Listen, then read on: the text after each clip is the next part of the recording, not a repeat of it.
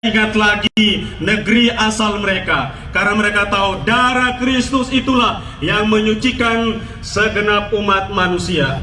Saya memperhatikan, saya mencari informasi, saya menyelidiki, dan Bapak Ibu coba memperhatikan.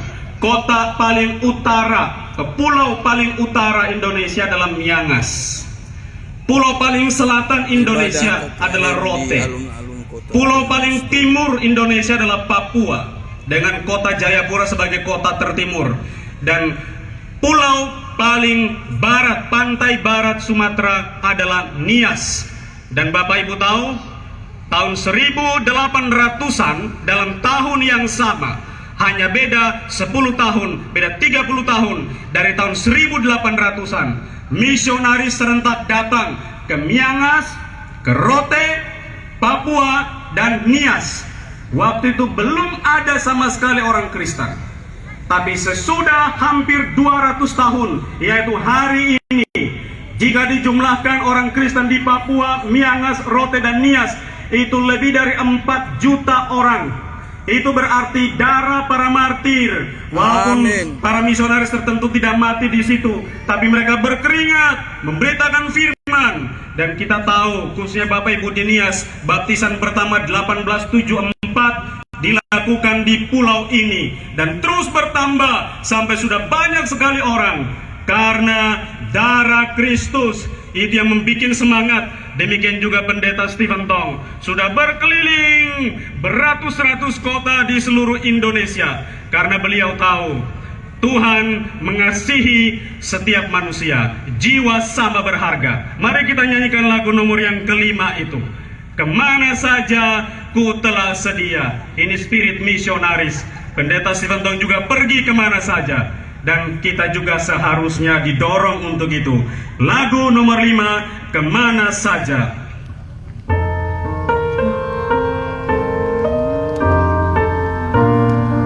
Nyanyi dengan hati yang tertuju kepada Tuhan. Kemana saja ku telah sedia, pimpinan Tuhan tak pernah bersalah. Tolong ku taat memikul salibku. Tuhan pimpinanmu sempurna. Dalam kota besar atau dalam rimba, jiwa sama berharga di matamu. Kemana saja ku telah sedia, ku mau cinta yang dicintamu. Sekali lagi bersama-sama, kemana saja. Kemana saja ku telah sedia, pimpinan Tuhan tak pernah bersalah. Tolong ku taat memikul salibku. Tuhan pimpinanmu sempurna. Dalam kota besar atau dalam rimba, jiwa sama berharga di matamu. Kemana saja. 28 hari berturut-turut memberitakan firman Tuhan. Ada orang yang jalan kaki 1 minggu baru tiba ke tempat di mana beliau mengadakan KKR. Beliau terus berkhotbah, berteriak tentang Kristus Tuhan yang menyelamatkan engkau.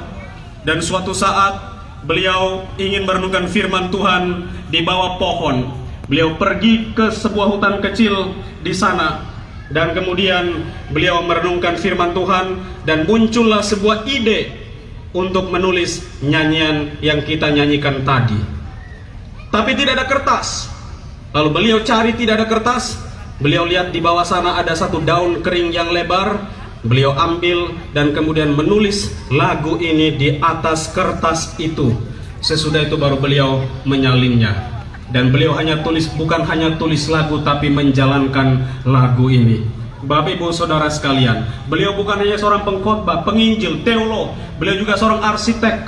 Beliau membangun gedung gereja begitu indah, begitu besar, ribuan orang tanpa tiang di tengah. Dan beliau juga mendirikan satu concert hall, namanya Aula Simfonia Jakarta, ada di Kemayoran, seberangnya pasar mobil di Reform Millennium Center Indonesia. Beliau tunggu 50 tahun, pemerintah tidak membangun concert hall. Lalu beliau membangun concert hall itu terbaik, bukan di Indonesia Bapak Ibu, salah satu dari 5 terbaik di dunia.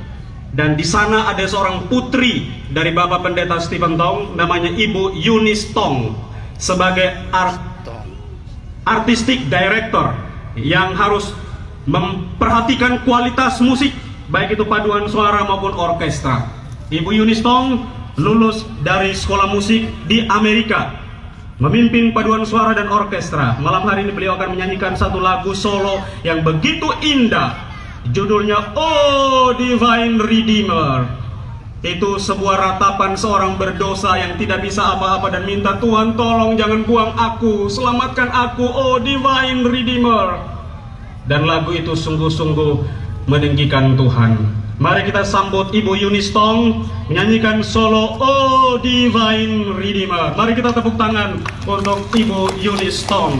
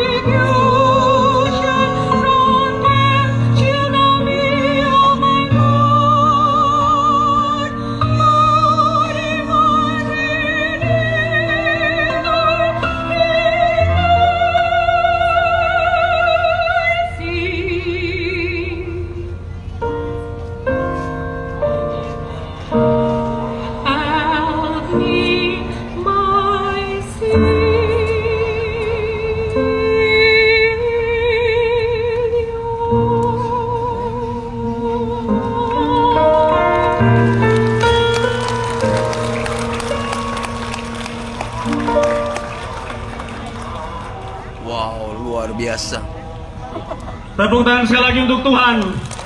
Puji Tuhan. Lagu yang Amin. begitu indahnya. Luar Kita akan biasa. segera mendengarkan khotbah firman Tuhan yang akan disampaikan oleh Bapak Pendeta Dr. Stephen Tong. Mari kita menyanyikan lagu nomor ke-8, Bawalah Aku Dekat ke Salib, bait yang pertama saja.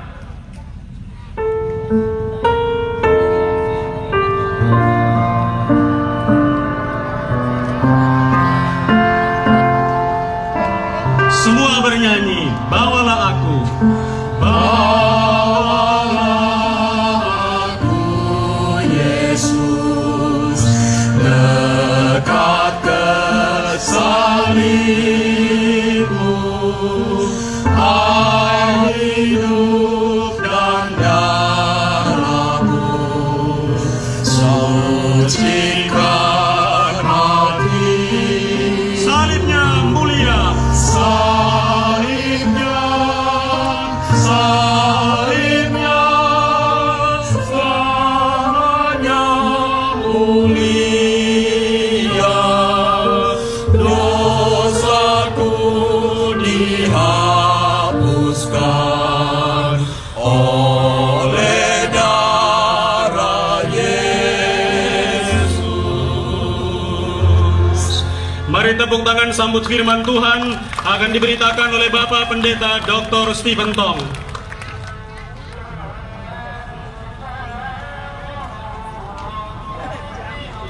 Puji Tuhan, hari ini saya tiba lagi di Gunung Sitoli, Pulau Nias yang indah, yang saya sangat mengasihi, dan saya percaya banyak orang Kristen yang menerima Tuhan di dalam pulau ini akan menjadi saksi Kristus yang hidup, berkuasa, dan sangat berguna untuk mengabari Injil di dunia.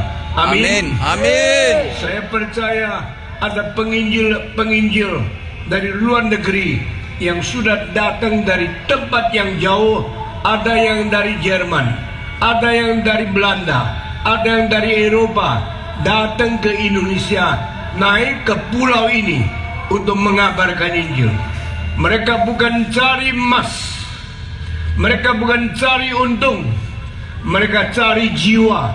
Karena di Nias yang paling penting bukan tambang, yang paling penting bukan ikan, yang paling penting adalah manusia yang dicipta oleh Tuhan.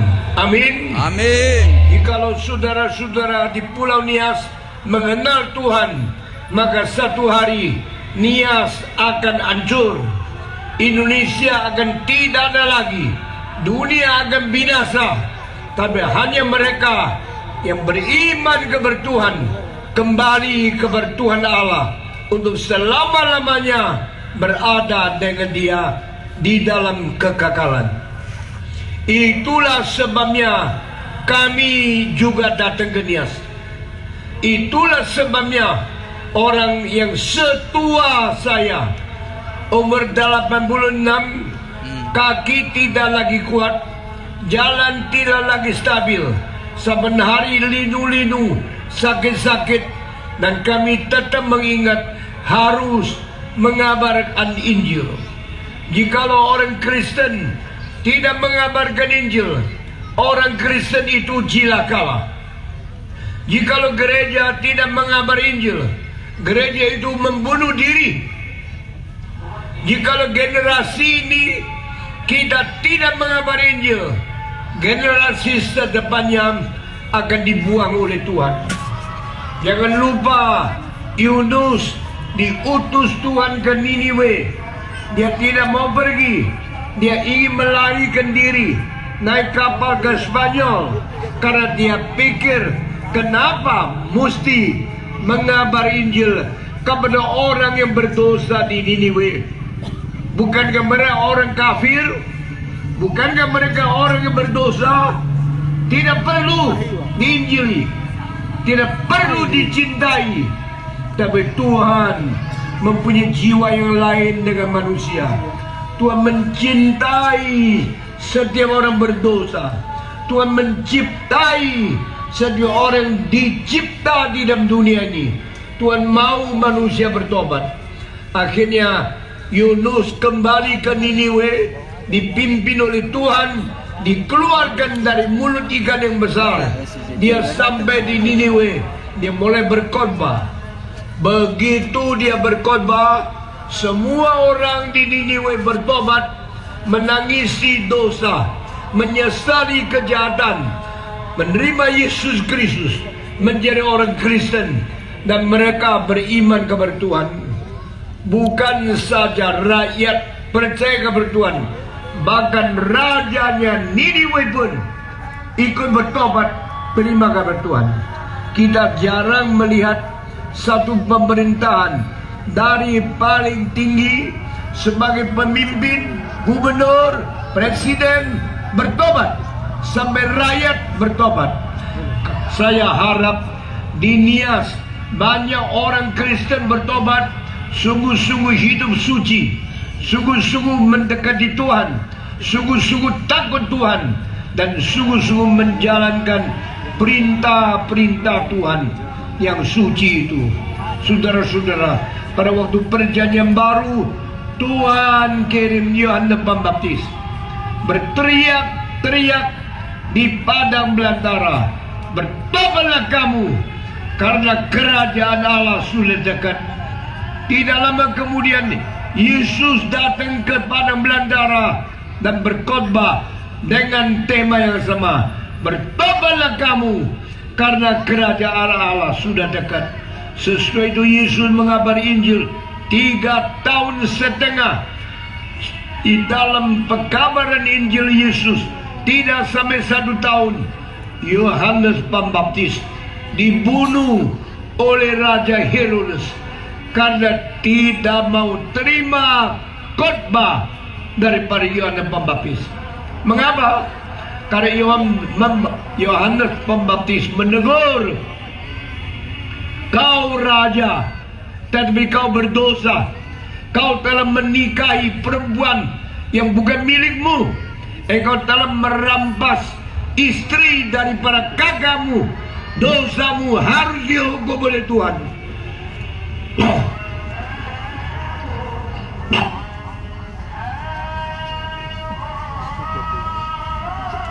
Pendeta yang berani berkhotbah dengan jujur, dengan sungguh-sungguh, selalu tidak menerima akibat yang baik.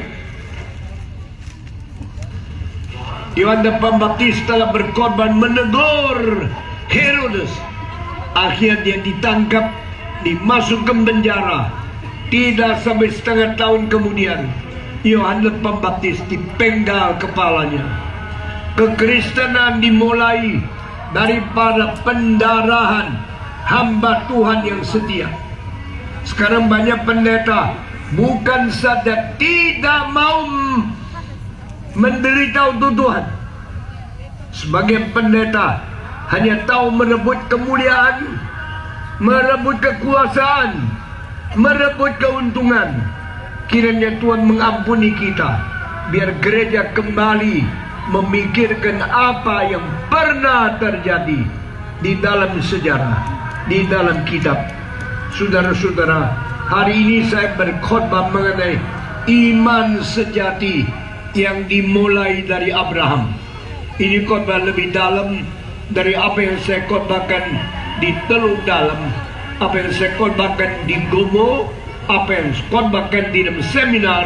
Ini khotbah yang penting, dan khotbah ini perlu perhatian yang cukup, sehingga kita tidak boleh ngantuk, kita tidak boleh santai, kita menerima khotbah ini baik-baik, menjadi orang Kristen yang bertanggung jawab.